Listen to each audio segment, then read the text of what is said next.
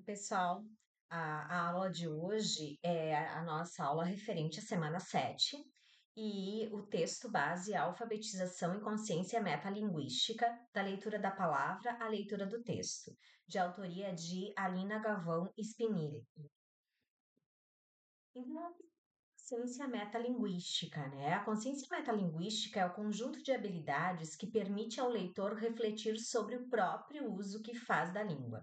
Então, nas duas aulas anteriores, nós trabalhamos um pouquinho sobre leitura e como se dá essa apropriação da leitura pela criança. Uma vez tendo desenvolvido a capacidade, de leitura fluente, o nosso objetivo é que a criança consiga trabalhar cada vez mais com o processo de compreensão dos textos.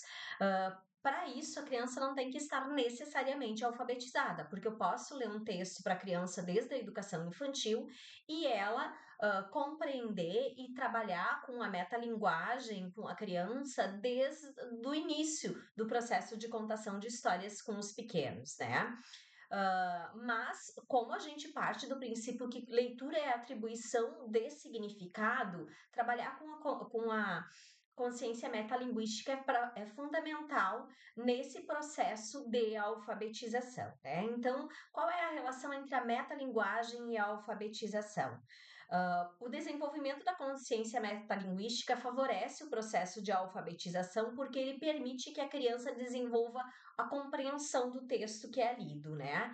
E quanto mais eu compreendo o que eu estou lendo, mais facilidade eu tenho no desenvolvimento das habilidades de decodificação. Se eu estou entendendo o texto que está sendo lido, eu tenho mais facilidade na leitura desse texto. Lembram da nossa aula 1 sobre leitura, quando a gente apresentou o texto do Mirimi do Gessitá? E a dificuldade que a gente tinha muito maior do que a leitura de um texto conhecido, porque a gente não tinha esses elementos da metalinguagem que nos forneciam pistas para a compreensão do que estava sendo lido. Então a gente ficava muito tempo decodificando, né? Porque a gente não conseguia desenvolver essa capacidade leitora que permite a compreensão do texto lido. Além disso, para progredir na leitura, o aprendiz precisa alcançar um certo nível de consciência fonológica. Contudo, a aquisição da leitura é capaz de gerar níveis mais elaborados de consciência metalinguística que beneficiam a leitura. Então, esse processo é um processo mútuo, né? Quanto mais habilidade eu tiver na leitura, mais capacidade eu vou ter de compreensão do texto, né? Ao mesmo tempo, quanto mais eu compreendo o texto, mais facilidade e agilidade eu vou ter na leitura, né?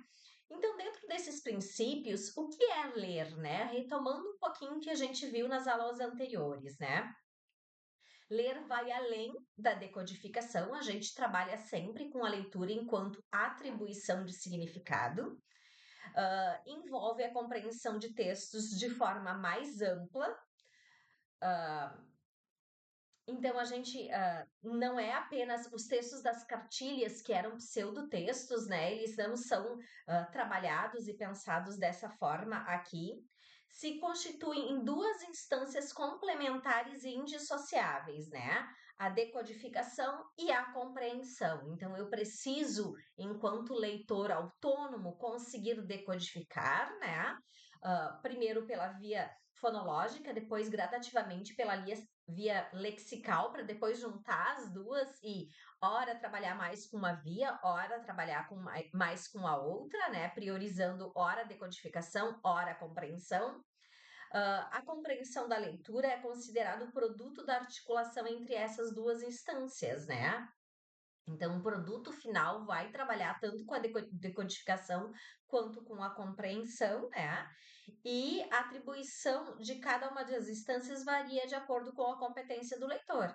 Aquilo que eu acabei de falar, né? No início do processo de alfabetização, a criança vai decodificar muito, então ela vai usar muito a via fonológica. Conforme ela vai avançando nesse processo de apropriação da leitura e da escrita, dessa conversão que se faz entre a relação fonema-grafema, ela vai automatizando esse processo e cada vez mais ela vai usando a via lexical, utilizando a via fonológica só quando ela não conhece uma palavra ou não tem familiaridade com essa palavra. Uma coisa que eu vou relembrar vocês é que quando eu estou no processo de decodificação usando muito a via fonológica, a criança gasta muita energia nesse processo, né?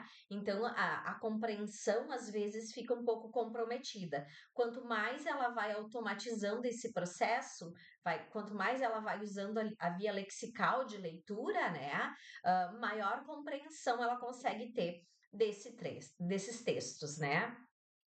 Uma outra diferença entre decodificar e compreender.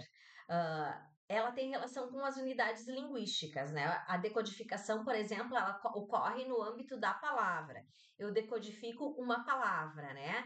Agora, a compreensão, ela tem relação com o texto como um todo. Então, eu tenho que estabelecer essas relações entre as frases, entre os parágrafos, entre os elementos que esse texto me dá, para conseguir compreender a informação que o autor quis transmitir na hora que ele produziu esse texto, né?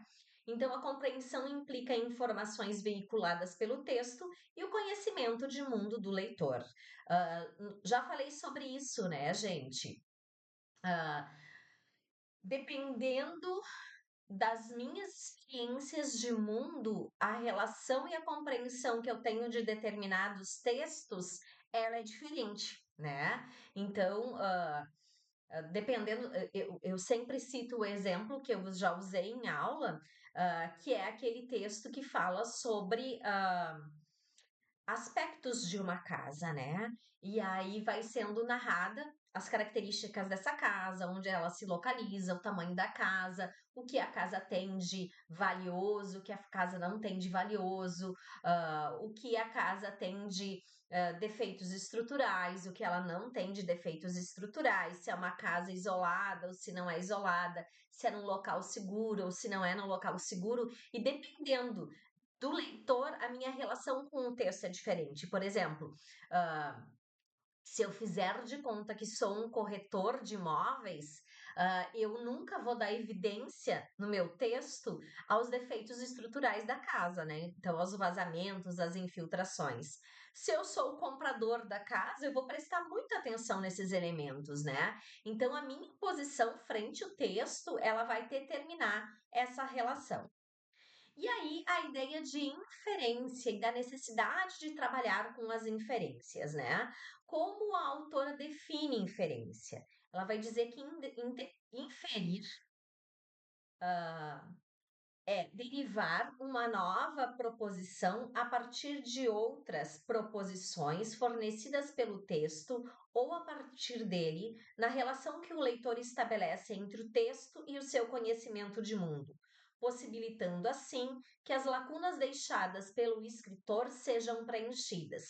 E o texto, quanto mais estratégias de inferência ele tem, ele se torna mais interessante. Muitas vezes a gente compra livros de literatura infantil que eles são muito óbvios, né? Por quê? Porque não tem nenhuma estratégia de inferência, ele não tem estratégias que fazem com que a criança use a imaginação, fique se perguntando se pode ser aquilo ou pode ser isso, né? Então, esses elementos inferenciais, eles dão muita riqueza para o texto, tanto para o texto literário, né, quanto para outros textos que a gente pode trabalhar com as crianças. E aí, só lembrando para vocês, a gente já viu isso numa aula anterior, sobre quais são as estratégias de leitura ah, selecionadas pelo Goodman, né? Então, o Goodman vai dizer que são 5 estratégias de leitura. A primeira de seleção, né? Não lemos tudo, selecionamos o que vai ser lido. Eu sempre dou o exemplo do jornal, né? Quando a gente pega um jornal para ler, a gente não lê o jornal de ponta a ponta, a gente seleciona o que vai ler, né? Uh, Claro que num livro de literatura infantil a gente vai ler vários elementos, né? A gente vai ler toda a história, mas dependendo do gênero que a gente vai realizar a leitura, existe uma seleção do que vai ser lido, né? Predição, que são as antecipações que fazem de elementos do texto a partir de sua estrutura, da capa do livro. Então, por exemplo, peguei essa capa aqui, né? A partir dessa capa, eu posso fazer algumas predições sobre a história que vai ser contada. Então, por exemplo, tem aqui uma senhora, né, que pelo chapéu parece uma bruxa. Essa senhora parece estar numa festa, né? E aí eu tenho o título do texto, que diz Bruxa Nilda vai à festa. Então eu já sei que é uma bruxa. Então, se antes eu achava que era uma senhora, agora eu já sei que é uma bruxa, né? E que o nome dessa bruxa é Onilda, e que sim, ela vai a uma festa. Então, ah, são esses os elementos de predição que muitas vezes a gente utiliza na hora de selecionar, de escolher um livro quando a gente vai comprar, né? A gente olha a capa, a gente olha o sumário quando não é um livro de literatura infantil, né? Muitas vezes a gente olha a contracapa para ver se a gente vai gostar. Então, essas informações iniciais que eu tenho sem iniciar a leitura do livro, né? As inferências são as hipóteses que eu levanto a partir dos elementos que estão disponíveis ou não no texto, porque muitas vezes os elementos que me fazem construir o significado, ele não está no texto, mas ele está no meu conhecimento de mundo, né?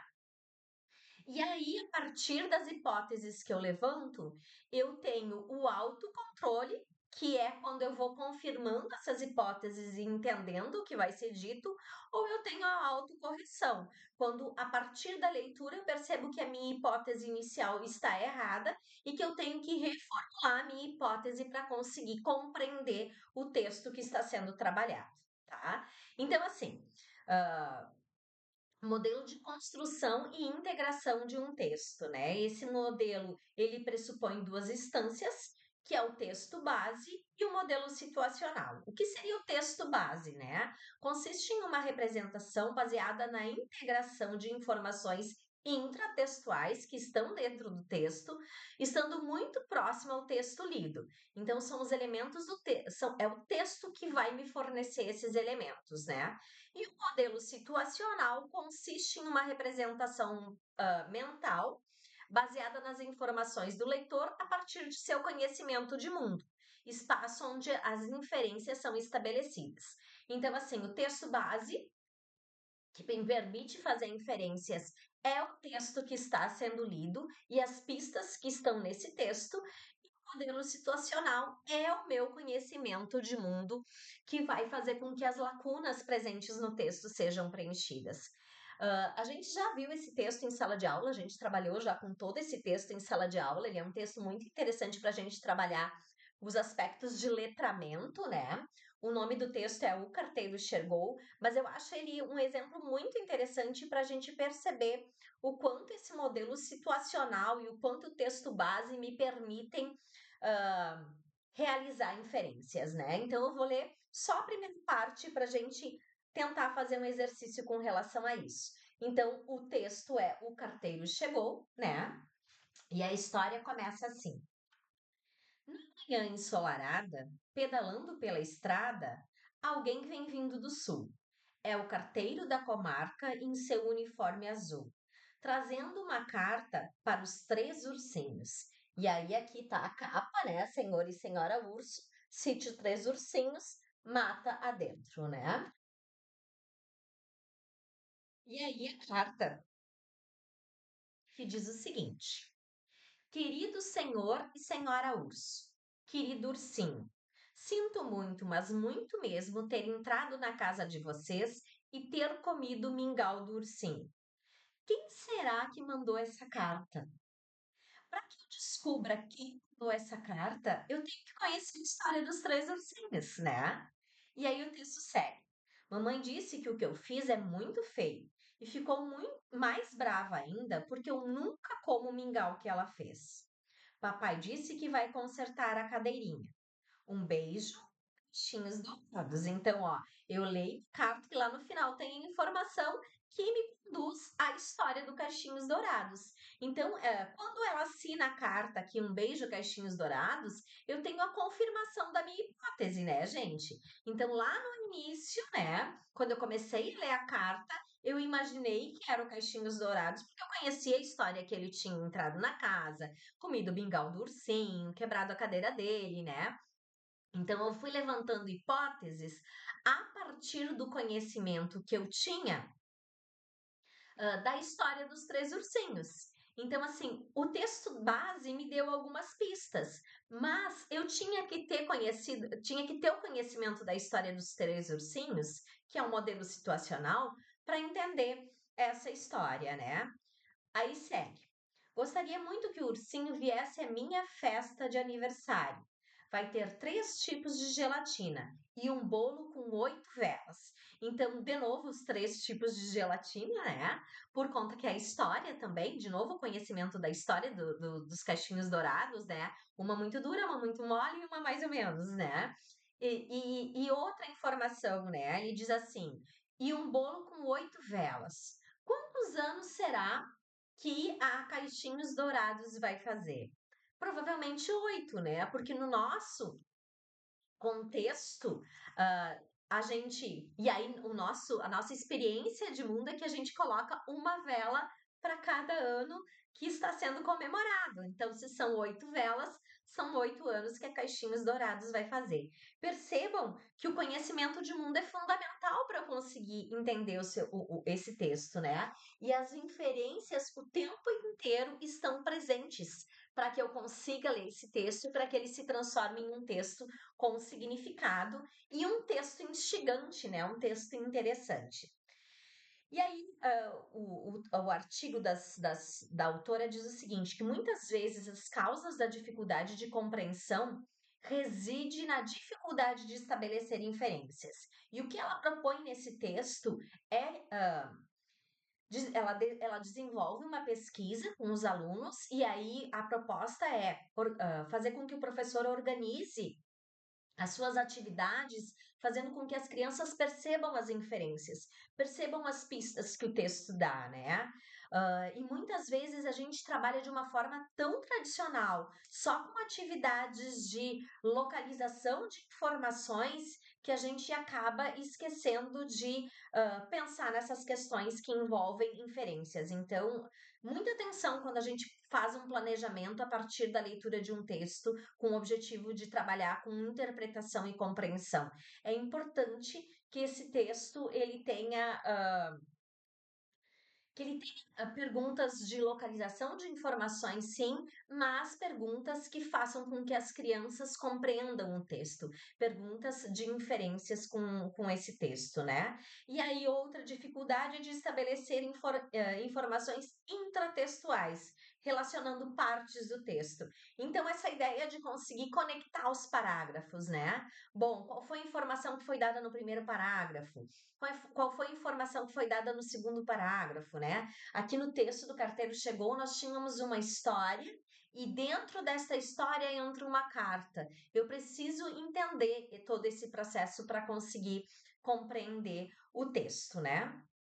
E aí a autora vai dizer que existem 2 tipos de leitura, uma profunda e a outra rasa, né?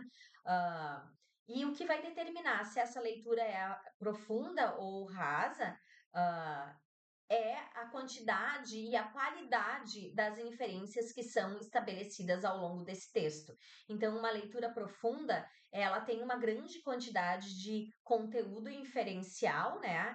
Indo além das informações explícitas no texto. Se a gente quer formar bons leitores, gente, a gente tem que trabalhar com os nossos alunos leituras que tenham uma grande quantidade de inferências, né?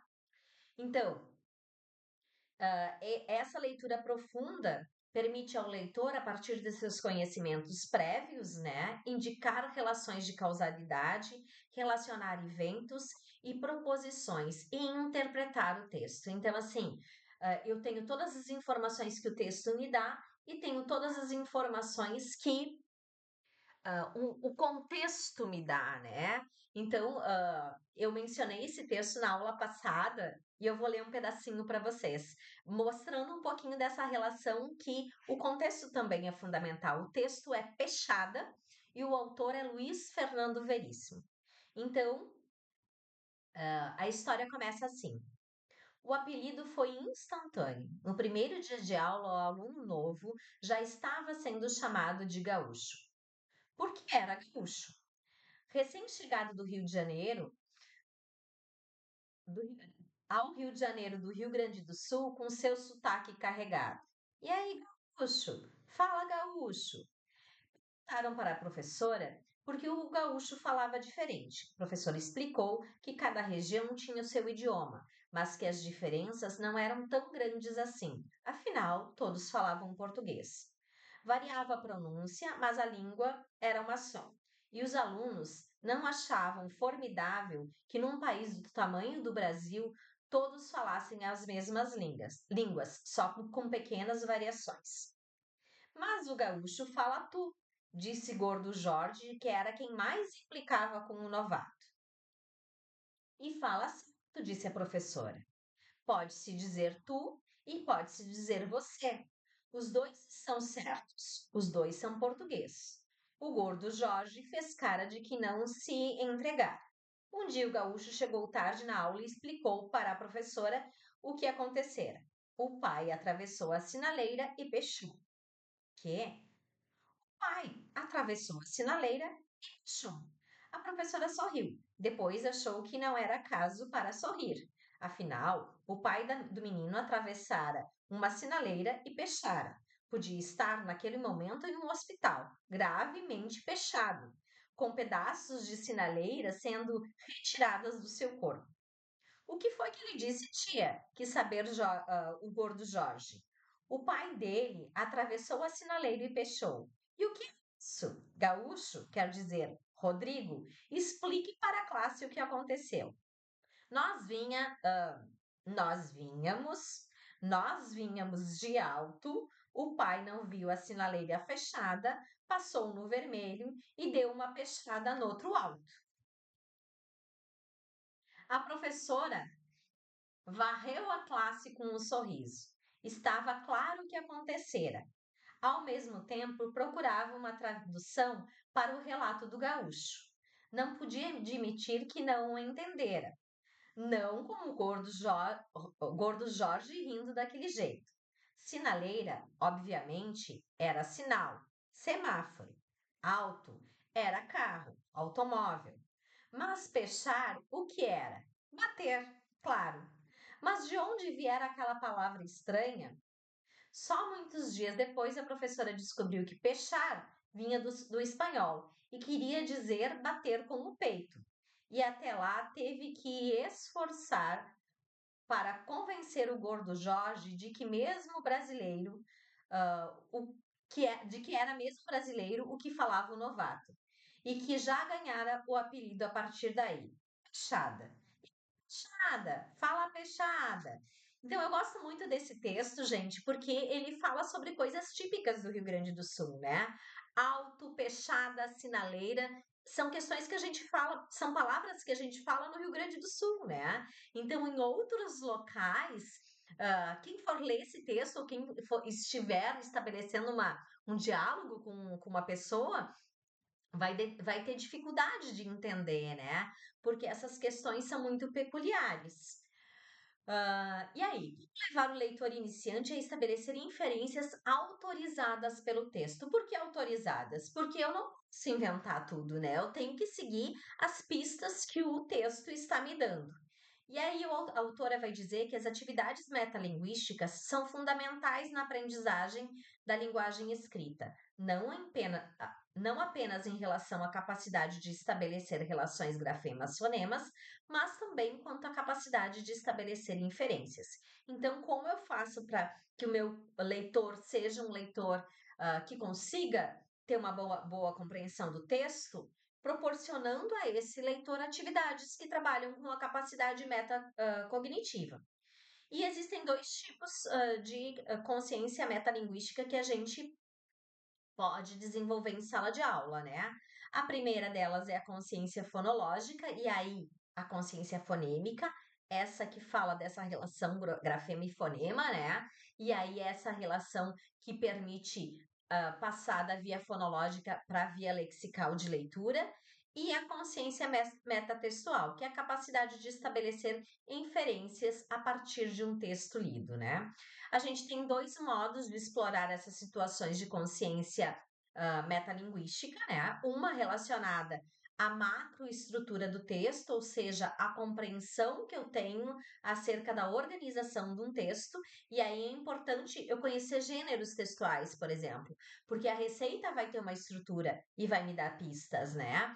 Ah, a carta vai ter uma estrutura diferente. Uma história contada para as crianças, ela tem uma estrutura diferente.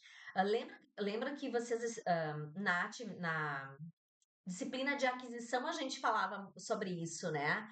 Que quando a gente está lendo um conto, uma história infantil, o imaginar, o inventar é autorizado, né? Agora, quando eu estou lendo uma ata, eu não posso inventar dentro de uma ata. Então, o texto vai me dar, a estrutura do texto vai me dar indícios sobre essa organização do texto, né? Sobre essa estrutura macrolinguística. E a segunda é em relação ah, relativa às relações entre compreensão do texto e o monitoramento da leitura.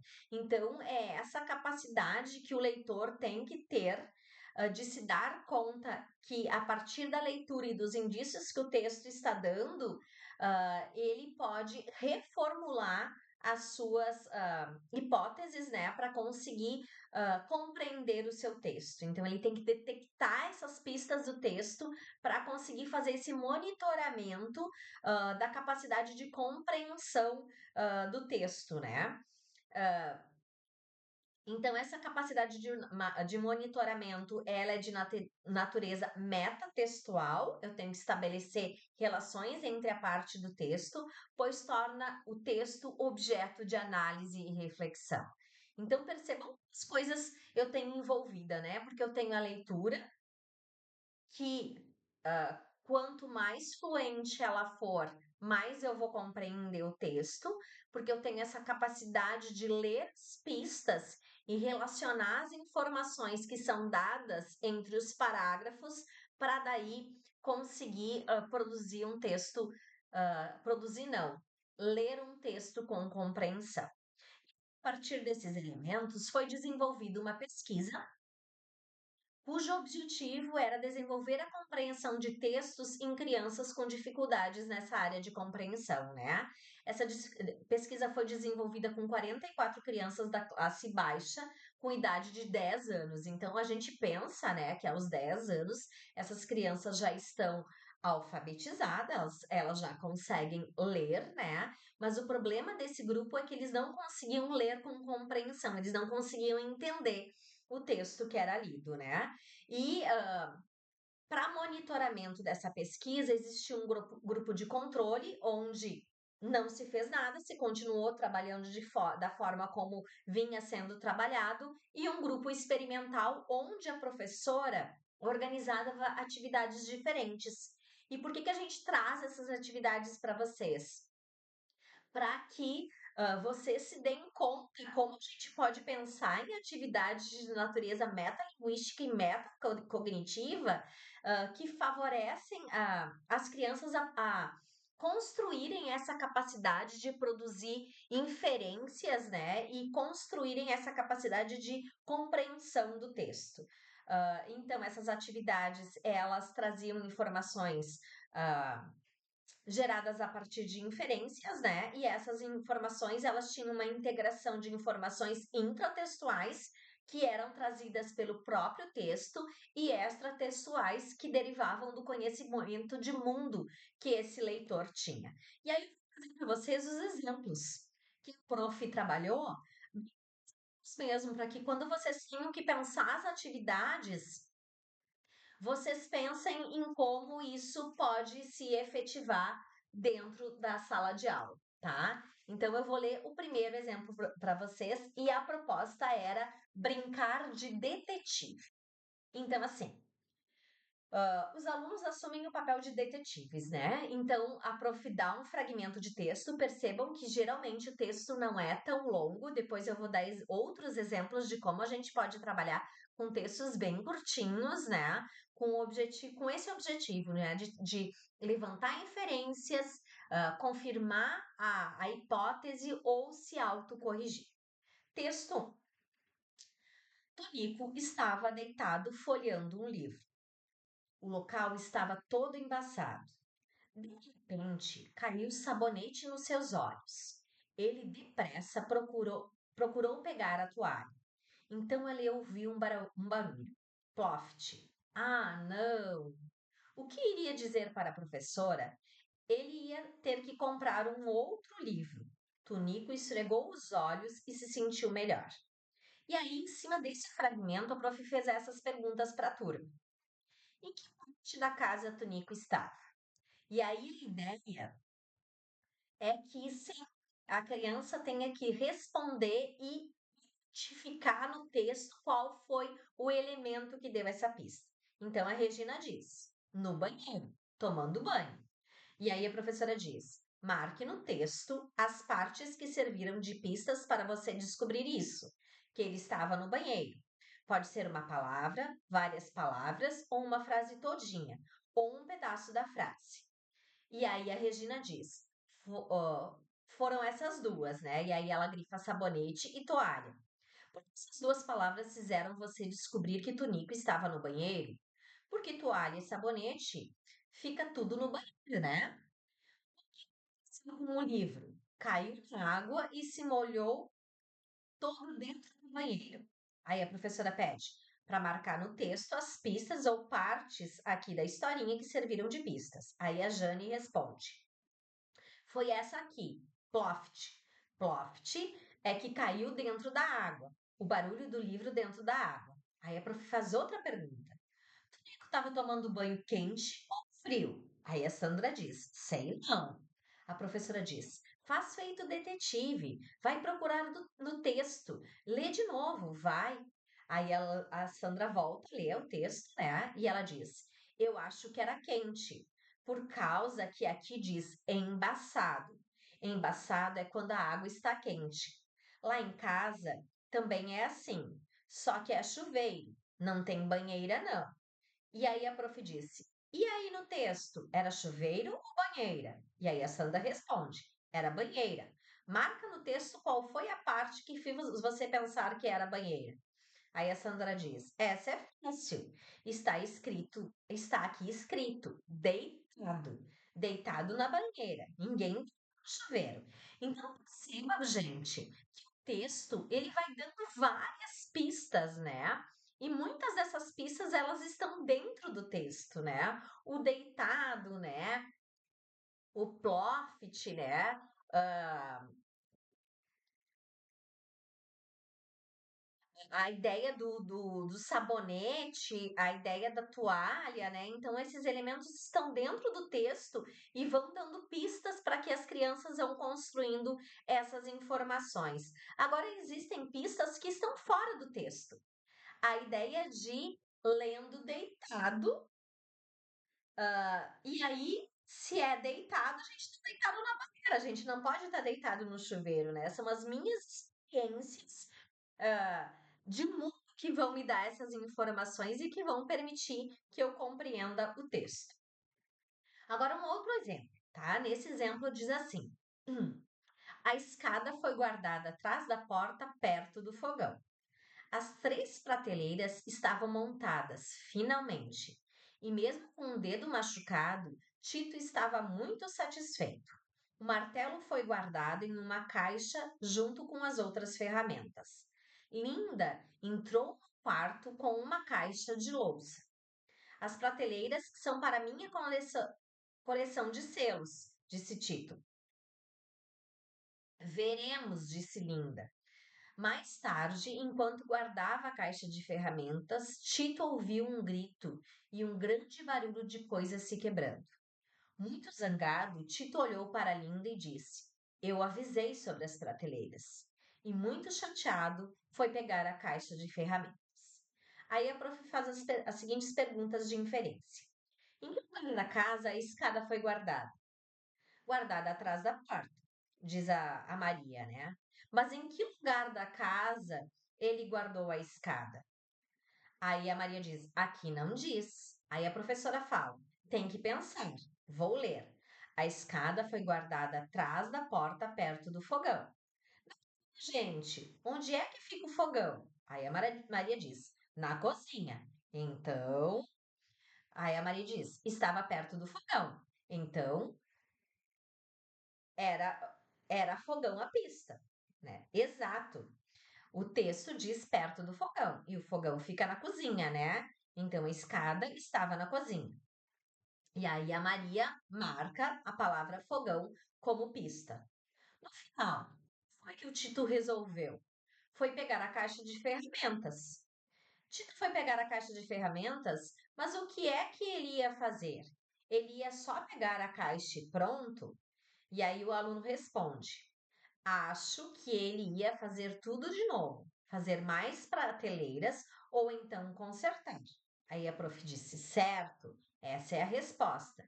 E a pista é pegar a caixa de ferramentas. A pista estava certa, mas a pista não é a resposta. Assim, direto. Tem que pensar, que descobrir as coisas. Você só tinha que explicar mais um pouquinho para entender melhor as suas ideias, tá? Entender de onde você tira suas ideias sobre a historinha da escada. Então percebam, gente, mais uma vez eu tenho as pistas que o texto me dá, eu tenho que estabelecer relações com essas pistas, né? Mas eu tenho o meu conhecimento de mundo também ali muito presente, né? E eu tenho um papel fundamental da professora que realiza questionamentos super interessantes, né? Que respeita o conhecimento de mundo das crianças, mas que ela vai atrás de informações, né? Então, o texto diz assim: que diante de uma resposta literal, a professora questiona a respeito do significado da ação do personagem, deixando clara a diferença entre a ação, a informação literal que está no texto. Ela pegou a caixa de ferramenta. E o significado dessa ação, né? Que são as informações inferidas. Bom, o texto diz só que ele pegou a caixa de ferramentas e que ele estava zangado. A ideia de que, bom, a menina, qual é o nome da menina mesmo? A Linda, né? A Linda deve ter colocado alguma coisa muito pesada, que não era muito mais pesada do que a coleção de selo para que estava destinada às prateleiras e que tudo caiu, né? Isso é uma informação que o texto vai me dando elementos, mas eu tenho que conhecer também as informações, o conhecimento de mundo para conseguir entender esse texto. O último exemplo, gente. Jane foi convidada para uma festa de aniversário do João. Ela pensou que talvez ele gostasse de uma pipa. Ela foi ao seu quarto e balançou seu cofrinho e não ouviu qualquer barulho. E aí a professora pergunta: Jane vai ou não comprar o presente do seu amigo João? E aí a Cláudia diz: vai nada. A professora: como sabe? Marque aqui no texto a parte da historinha que fez você dizer que ela não ia comprar o presente. Percebam, gente, em nenhum momento literalmente diz que ela não vai comprar o presente. É o meu conhecimento do mundo que vai dizer que, bom, se o cofrinho balançou e não teve nenhum barulho, é porque tem moeda dentro, né? E aí a Cláudia marca. Balançou seu cofrinho e não ouviu qualquer barulho. A professora pergunta: por que você marcou essas coisas? Porque foi daí que eu descobri que não tinha nenhuma moedinha para comprar o presente, que estava vazio, né? E aí, de novo, né? A ideia de análise e localização de informações implícitas.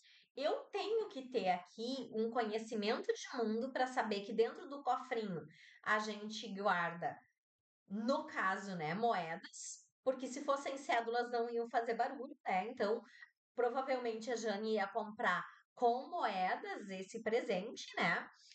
Porque ela balança o cofrinho atrás de barulho, que ela colocava moedas nesse cofrinho, né? Outra coisa que eu posso inferir que uma pipa não é tão cara assim, porque dá para comprar com moedas e a gente dentro de um cofrinho não tem uma quantidade absurda, né? Um valor absurdo, mas que como não tinha dinheiro, não tinha barulho, não tinha nenhuma, não existia nada ali dentro, né?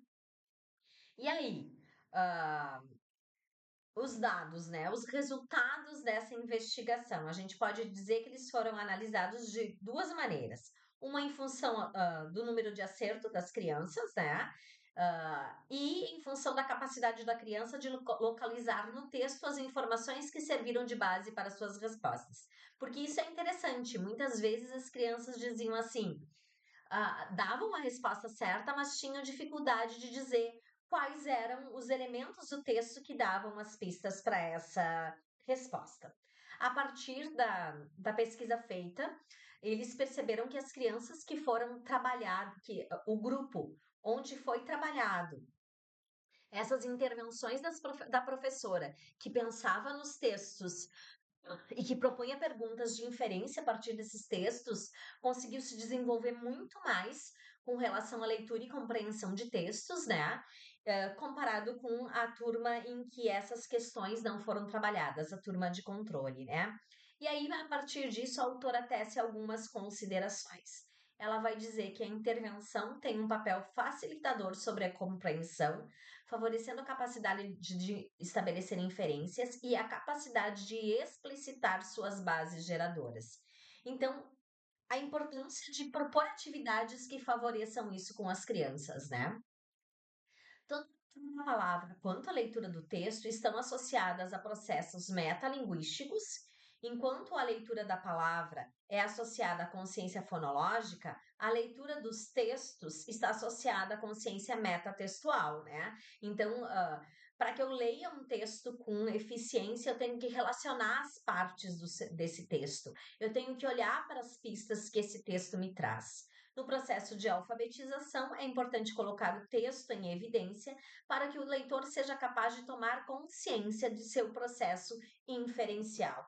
Então, descobrir quais são as pistas que o texto está me dando que me permite compreender e responder alguns aspectos, e aí me posicionar confirmando a minha hipótese ou retomar, fazer uma mudança de rota, reorganizando as minhas hipóteses, é fundamental. E aí, a natureza metacognitiva e a natureza metatextual, que são atividades que me permitem compreender um texto com eficiência, né? Então, os aspectos metacognitivos permitem a tomada de consciência do leitor acerca do seu processo inferencial. Então, as estratégias que foram usadas pela professora foram estratégias metacognitivas. O tempo inteiro, ela fazia perguntas a partir do texto e perguntas que permitissem às crianças se darem conta da resposta e de que elemento produziu essa resposta.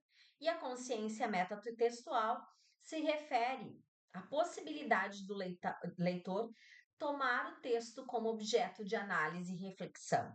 Então, eu olho para todo o texto, eu relaciono os elementos entre os parágrafos, entre as pistas, se é um livro de literatura infantil, entre as imagens, né? E a partir daí construir o significado do texto. Qual é o papel do professor nesse processo, né, gente? Eu diria que o papel do professor é fundamental nesse processo. Até porque os materiais que são produzidos, eles livros didáticos, né? A gente tem muitas perguntas de localização de informações e poucas perguntas que possibilitem o estabelecimento de inferências, né? E professor, educação infantil, quando ele conta uma história para as crianças e faz boas perguntas de inferência, faz boas perguntas que permitem estabelecer relações entre diferentes textos, como o exemplo do carteiro chegou, ele permite que a criança vá construindo essa consciência metalinguística, né? A necessidade, então, de tanto desenvolver atividades metalinguísticas quanto metacognitivas, então, atividades que façam com que a criança se dê conta das pistas que o texto está dando e consiga relacionar essas partes do texto e relacionar esse texto com as experiências vividas para construir o significado. Conferir a compreensão de textos um tratamento didático em sala de aula. Então, assim, fazer boas perguntas. Na hora que eu estou planejando o trabalho com o meu texto, pensar em que perguntas que eu estou fazendo, desde a educação infantil, com perguntas orais, comparadas que eu faço em momentos especiais do meu texto, né? Formular boas perguntas, buscar bons textos que favoreçam a exploração de inferências e aquilo que eu já falei, né? O trabalho deve ser iniciado desde a educação infantil, através de explorações feitas quando se conta uma história. Então, gente, essas questões de inferência, essas questões inferenciais, elas precisam ser desenvolvidas desde muito cedo com a criança. Desde que eu trabalho o texto com a criança, eu já posso desenvolver essas questões, né? E aí tô pensando na criança que lá na educação infantil a professora tá lendo o texto para ela e fazendo boas perguntas. Estou pensando no início do processo de alfabetização e existem atividades que a gente pode pensar que são muito curtinhas, né? Que eu posso fazer tanto oralmente para minha criança, quando ela ainda não tem essa capacidade, essa fluência leitora, quanto quando ela já começou a ler pequenos fragmentos de texto e que ela já pode desenvolver essa competência, né? Então, eu vou ler para vocês alguns exemplos de textos bem pequenininhos, tá? A palavra a ser descoberta, eu vou chamar de sarvalapo. Sarvalapo pode ser qualquer coisa, tá? Sarvalapo é uma palavra-chave. Então, por exemplo, olha só. Um sarvalapo é muito útil quando queremos limpar a boca. O que será que pode ser um sarvalapo, né? O que eu uso para limpar a boca? Escova de dente, creme dental, fio dental, né? Guardanapo, o que será que é? Não temos sarvalapo, podemos utilizar as mãos. Ó, tem uma pista ali, né? Fio dental, será? Será que eu posso colocar a unha e usar como fio dental? Posso pegar o dedo, né? E esfregar meu dente? Porém, as pessoas dizem que essa não é uma boa atitude. Ó, então não é nem escovar os dentes e nem usar fio dental.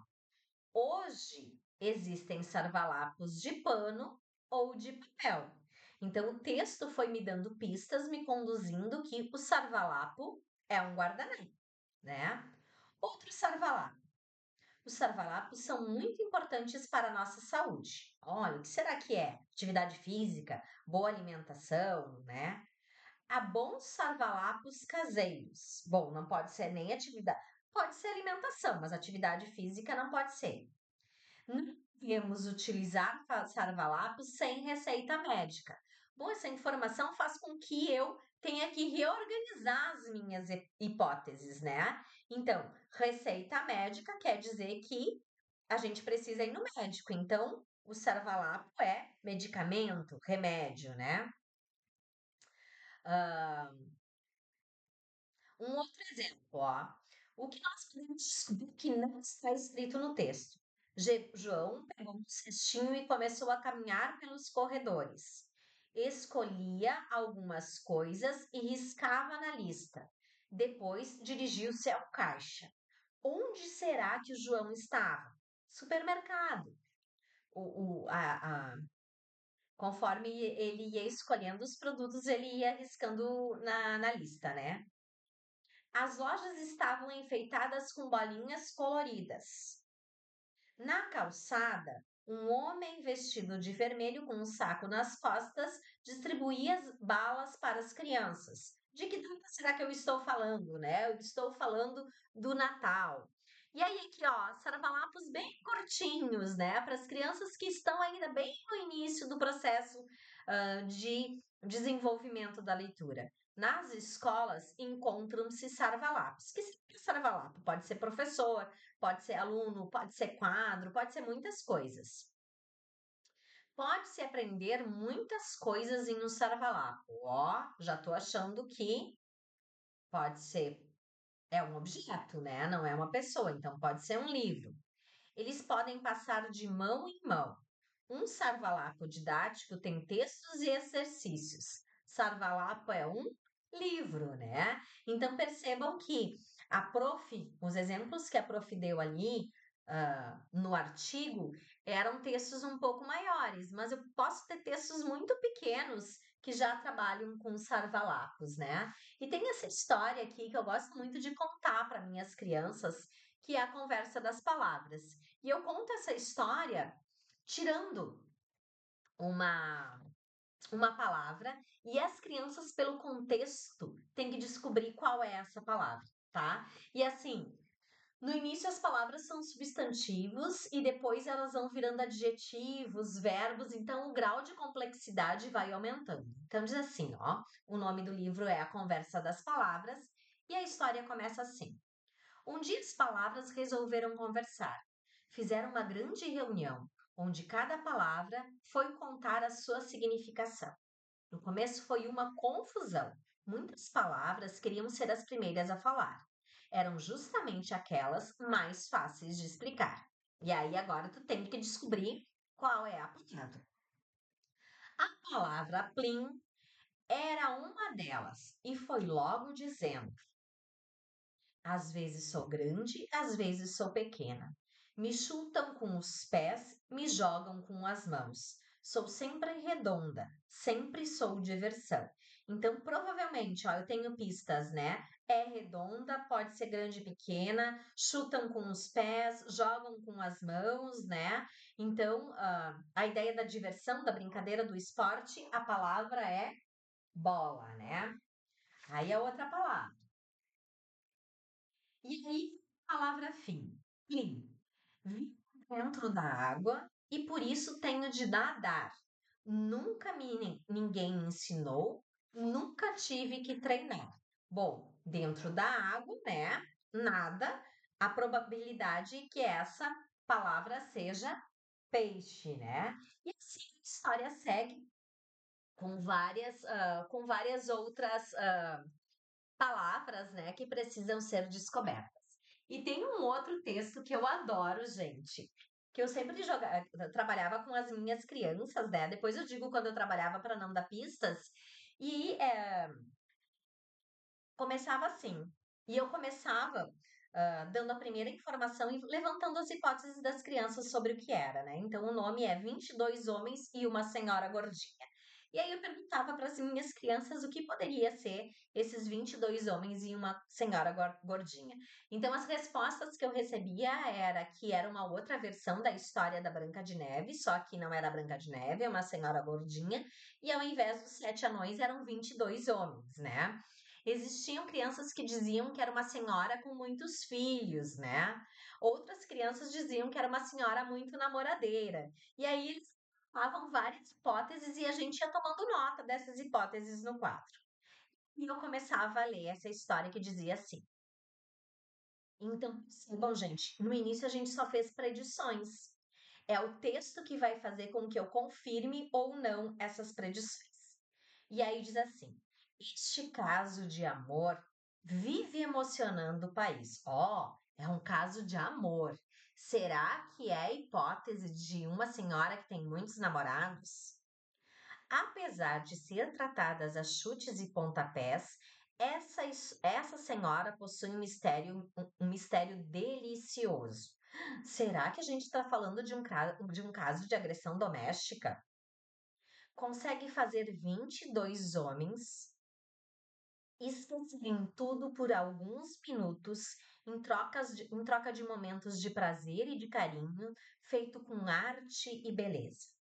Alguns são violentos e transformam seu amor em ódio em questão de segundos. Puros ciúmes, até de calcanhar batem nelas. Mas, com sabedoria, senhora deselegante aguarda ansiosa um momento todo especial. O momento de ser colocada no fundo de uma rede e acalmar, assistir placidamente à alegria de uns e à tristeza de outros. Ao olhar em volta, sente que trouxe alegria e prazer a milhares, milhares de brasileiros que esquecem da vida para viver 90 minutos ao lado desta senhora gordinha. Recompensada, ela volta ao centro das atenções e recomeça a bailar, de pé em pé, fazendo com que corações e mentes batam juntas até novamente explodir em emoção e aguardar o apito final. Esse texto eu usava com as minhas crianças quando era momentos da Copa do Mundo, né? Esse texto eu trabalhei na Copa do Mundo, né? Ele é um texto retirado da revista Placar. E a senhora gordinha é a bola de futebol e os 22 homens são os dois times de futebol que jogam, né? E aí, assim, o texto vai me dando pistas com relação a isso, né? Quais são as pistas que ele me dá, né? Os 90 minutos, os 22 homens que uns ficam tristes e outros ficam alegres, né? Ah, a ideia de se ser colocada ao fundo da rede, a ideia de voltar ao centro do gramado, né? A ideia de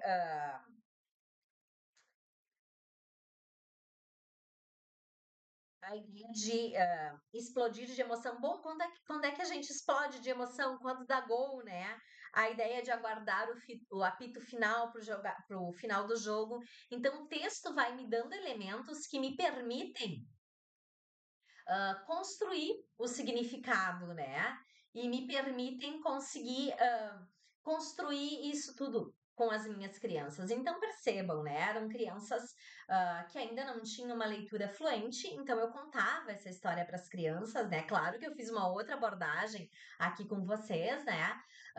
Mas percebam como a gente pode construir a partir de um texto bem diferente, né? Que não é de literatura infantil, né? Mas a gente pode ir construindo significado e construindo a partir de um título, hã, estratégias de hipóteses a serem levantadas e as pistas que o texto vai me dando para que a gente consiga, ter a autocorreção, né, e acabe construindo o significado desse texto.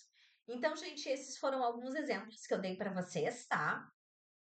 A gente pode discutir outros em aula, mas salientando, né, a importância do papel do professor e a importância do professor estudar o texto que vai ser trabalhado com as crianças e quando ele planejar essa história, pensar nas boas perguntas que eu posso fazer a partir das pistas que o texto me dá, para que a gente consiga desenvolver a consciência metalinguística nas crianças. Bom, por hoje era isso. Nos encontramos na próxima aula. Um abração para vocês.